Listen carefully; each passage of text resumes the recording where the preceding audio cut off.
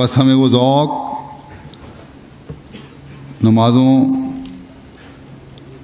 کا جو ذوق ہے حقیقی وہ حاصل کرنے کی کوشش کرنی چاہیے، ایسا ذوق جو ہمیں اللہ تعالیٰ کو مقبول بنا دے۔ حضرت مسیح موعود علیہ الصلوۃ والسلام فرماتے ہیں کہ نمازیں تو وہ چیز ہیں کہ اگر اس کا حق ادا کیا جائے تو 5 دن میں روحانیت حاصل ہو جاتی ہے۔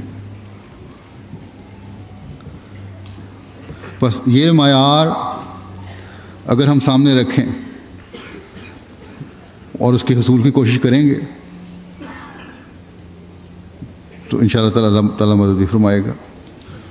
جب ہم کوشش کریں گے تو دنیا داری کے معاملات میں کمی بھی ہوگی، خدا تعالیٰ کی محبت میں اضافہ بھی ہوگا، اور جب خدا تعالیٰ کی محبت میں اضافہ ہوگا تو روحانیت کے معیار بھی بڑھیں گے۔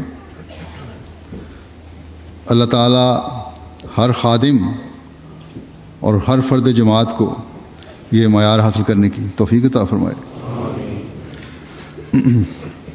دنیا کے کمانے سے اللہ تعالیٰ نے منع نہیں فرمایا، بلکہ جو اللہ تعالیٰ کی نعمتوں سے صحیح فائدہ نہیں اٹھاتے اور جو دنیا کے کام ان کے سپرد ہیں، جو کاروبار اور جائیدادیں ان کے سپرد ہیں، ان کا بھی حق ادا نہیں کرتے۔ حضرت مسیح موعود علیہ الصلوۃ والسلام نے تو لکھا ہے کہ اگر یہ کام صحیح طرح آسن رنگ میں انجام نہیں دیتے تو تب وہ لوگ بھی گناہ کے مرتکب ہو رہے ہوتے ہیں۔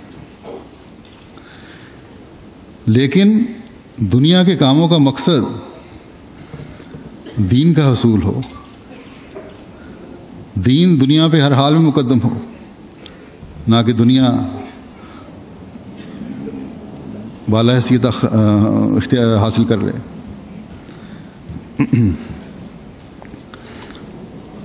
اللہ تعالیٰ کے بتائے ہوئے طریق کے مطابق نمازوں کی ادائیگی، عبادتوں کی ادائیگی ہوگی تو پھر جب اس کا وقت آئے گا تو کام چھوڑ کر بھی اس طرف توجہ ہوگی۔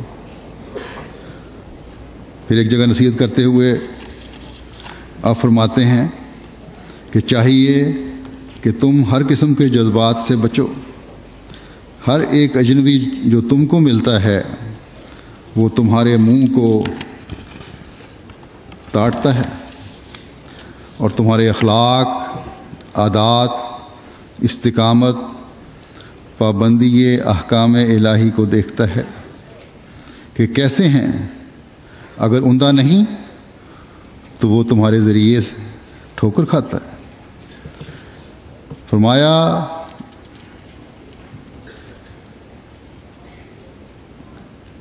بس ان باتوں کو یاد رکھو۔ تو یہ باتیں ہمیں اپنے سامنے رکھنی چاہیے۔ فرمایا کہ تمہارے اخلاق کیسے ہیں۔ اب اخلاق کی بھی اللہ تعالیٰ نے ایک لمبی فہرست دی ہوئی ہے، کون سے کام اچھے اخلاق والے ہیں، اچھے ہیں، کون سے برے ہیں جن سے بچنا ہے۔ قرآن کریم پڑھیں تو اس کا بھی پتہ چلتا ہے۔ اور پھر ان اخلاق کے لیے جس کو رول ماڈل بنایا ہے اللہ تعالیٰ نے، جس کو اسوہ حسنہ بنایا ہے، وہ حضرت صلی اللہ علیہ وسلم کی ذات ہے۔ پہلے آپ کو اللہ تعالیٰ نے یہ سند عطا فرمائی کہ وَإِنَّكَ لَعَلَىٰ خُلُقٍ عَظِيمٍ، کہ اور تو نہایت اعلیٰ درجہ کے اخلاق پر قائم ہے۔ اور پھر اس سند کے دینے کے بعد ہمیں فرمایا کہ لَقَدْ كَانَ لَكُمْ فِي رَسُولِ اللَّهِ أُسْوَةٌ حَسَنَةٌ، کہ یقیناً تمہارے لیے اللہ تعالیٰ کے رسول میں ایک اسوہ اور اعلیٰ نمونہ ہے۔ بے شمار، یہ جیسے کہ میں نے پہلے کہا، اس کی لمبی فہرست ہے۔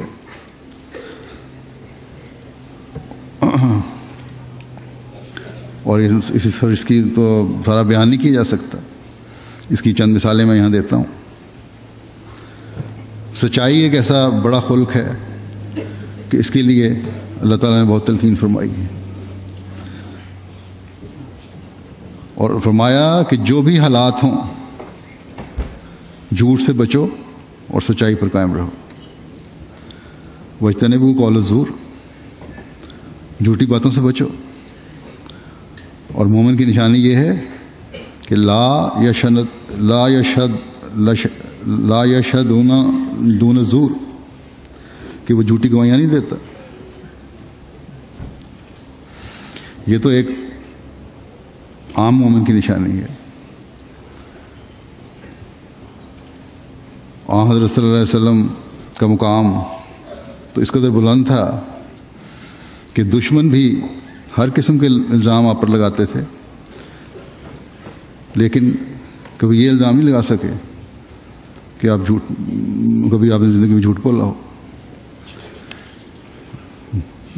کفار کی بڑی بڑی میٹنگ ہوتی تھی کہ کس طرح آپ کی تبلیغ کو روکا جائے، تو کسی نے کہا کہ مشہور کر دو یہ جھوٹا ہے، تو اس پر ان میں سے ایک بولا کہ یہ ایک ایسی بات ہے جس پر کبھی تمام عمر تم زور لگاتے رہو کوئی یقین نہیں کرے گا، کیونکہ جس کا بھی واسطہ آپ سے پڑا ہے اور جو آپ کو جانتے ہیں بچپن سے، اس ماحول میں مشہور کرنا تھا نا، ان کو پتہ ہے کہ کبھی آپ نے جھوٹ نہیں بولا۔ یہ اسوہ ہے ہمارے سامنے۔ ہمیں اپنے جائزے لینے چاہیے کہ ایک غیر ہماری سچائی کی گواہی دے، کیا اتنی سچائی ہم میں ہے؟ ٹھیک ہے، آج ایسے لوگ بھی ہیں جو احمدیت کی دشمنی میں جانتے بوجھتے ہوئے بھی جھوٹا ہونے کا الزام لگا دیتے ہیں۔ دنیا میں ہر جگہ احمدیت کی دشمنی پھیلتی چلی جا رہی ہے، اور خاص طور پر مسلمان جو پاکستانی علماء یا ملا کے اثر سے کے زیر اثر ہیں، ان میں بھی بغیر جانے کی کوشش کے سنی سنائی باتوں پر ہی احمدیوں کے خلاف ایک بوس اور کینہ دلوں میں پیدا ہو گیا، اور وہ اس کے لیے کوئی بھی غلط بات کہنے کے لیے تیار ہو جاتے ہیں۔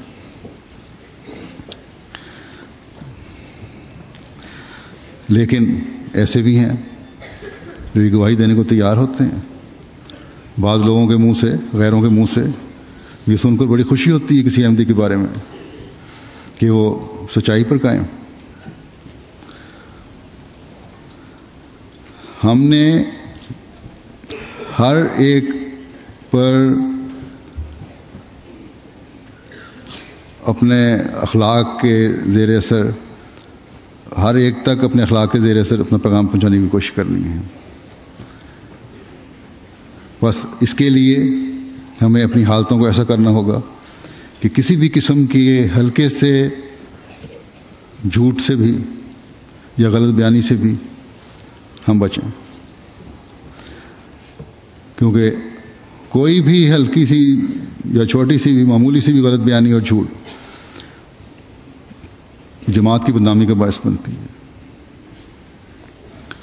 یہاں بہت سارے ہیں الاؤنس لیتے ہیں حکومت سے، گھروں کے کرائے لیتے ہیں،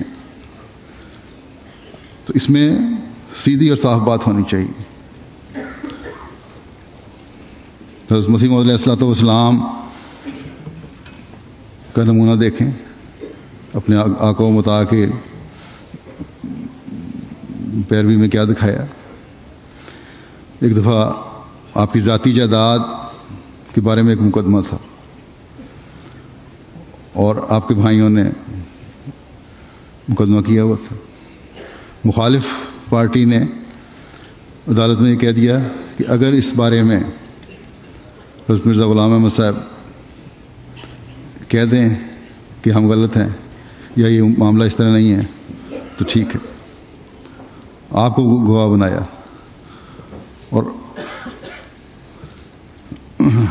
اگر آپ سچی بات کرتے تھے تو بہت نقصان کا اندیشہ تھا، لیکن حضرت مسیح علیہ الصلوۃ والسلام نے وہاں عدالت میں صاف بتا دیا۔ بھائی آپ کے ناراض بھی ہو گئے، لیکن آپ نے کہا یہ تو نہیں ہو سکتا کہ میں اس دنیاوی جائیداد کی خاطر جھوٹ بول لوں۔ تو یہ ہے اس عاشق صادق کا نمونہ جو اس زمانے میں ہماری تربیت کے لیے اللہ تعالیٰ نے بھیجا ہے۔ جس نے اپنے آقا کی حقیقی پیروی کی ہے۔ بس جب ہم اپنے آپ کو آپ کی جماعت سے منسوب کرتے ہیں تو یہ اعلیٰ اخلاق بھی ہمیں اپنانے کی ضرورت ہے۔ پھر امانت ایک انتہائی اہم ذمہ داری ہے جس کی ادائیگی ضروری ہے، اور اس کی بہت ساری قسمیں ہیں۔ عہدوں کی ادائیگی ہے، کسی بھی کام کوئی سپرد ہوتا ہے اس کی ادائیگی ہے، لوگوں کی ذاتی امانتیں ہیں ان کی ادائیگی ہے، اپنے فرائض ہیں ان کی ادائیگی ہے، بیوی بچوں کے حقوق ہیں ان کی ادائیگی ہے، اور ان کی بھی ایک لمبی فہرست ہے۔ حضرت صلی اللہ علیہ وسلم، ابھی ساری باتیں بیان تو نہیں ہو سکتی، حضرت صلی اللہ علیہ وسلم کا سبق کیا تھا اس بارے میں؟ اب اس کو بھی دیکھیں مالی منفعت کے حوالے سے کہ ایک چرواہا مسلمان ہو گیا اور وہ بھیڑیں، یہودیوں کی بھیڑیں چرایا کرتا تھا۔ جب مسلمان ہو گیا تو اس نے کہا میں واپس تو جا نہیں سکتا، کیونکہ میں پھر اسلامی احکامات پر عمل نہیں کر سکوں گا، یا ہو سکتا ہے اگر کسی طرح پتہ لگ جائے تو میں اپنی جان سے ہاتھ دھو بیٹھوں، تو اور بھیڑیں بھی میرے پاس ہیں، ان کا کیا کروں؟ تو حضرت صلی اللہ علیہ وسلم نے فرمایا کہ ان بھیڑوں کا منہ قلعے کی طرف کر دو اور ہانک دو، یہ خود ہی وہاں چلی جائیں گی۔ اس وقت جنگ کی حالت کی وجہ سے مسلمان مالی طور پر بہت کمزور تھے، بلکہ یہاں تک کہ بھوک اور فاقے کی نوبت بھی تھی، لیکن امانت میں خیانت کرنے کا سوچا بھی نہیں جا سکتا تھا کہ یہ کس طرح ہو سکتا ہے کہ ایک مسلمان ہو اور وہ خیانت کرے۔ تو جو سب سے پہلا سبق اس مسلمان ہونے والے کو حضرت صلی اللہ علیہ وسلم نے دیا وہ یہ کہ اپنی امانتوں کو حق ادا کرو، امانتوں کی ادائیگی کرو، کسی بھی قسم کی خیانت کا خیال تمہارے دل میں نہ آئے۔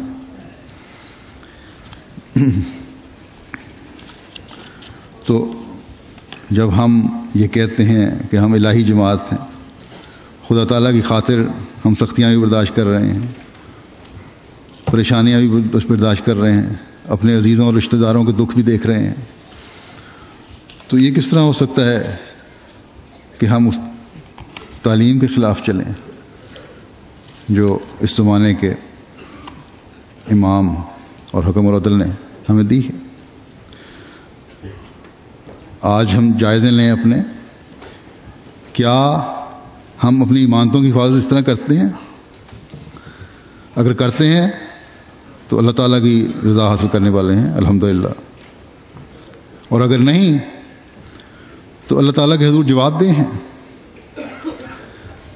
ہمارے ہاں تو بعض ایسے بھی معاملات آتے ہیں، میاں بیوی، بہن بھائی کے رشتے جو ہیں، ان میں بھی بعض دفعہ ناراضگی کی وجہ سے امانتوں کی ادائیگی نہیں کی جاتی، ایک دوسرے کے حق غصب کر لیے جاتے ہیں۔ بس بہت زیادہ گہرائی میں جا کر ان جائزوں کی ضرورت ہے۔ ایک اعلیٰ خلق عہد کا پورا کرنا ہے۔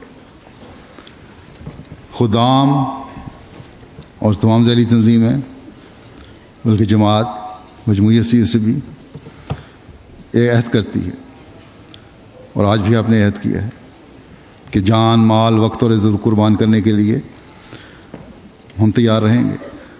یہ ایک عہد ہے اور بہت بڑا عہد ہے، کوئی معمولی عہد نہیں ہے کہ صرف منہ سے دہرا دیا، اس پہ غور کریں۔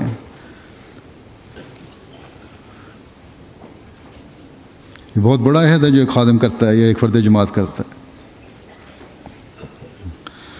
حضرت صلی اللہ علیہ وسلم نے تو جو عہد اللہ تعالیٰ سے کیا، آپ کی زندگی کا ہر لمحہ اس کا گواہ ہے، کس طرح نبھایا۔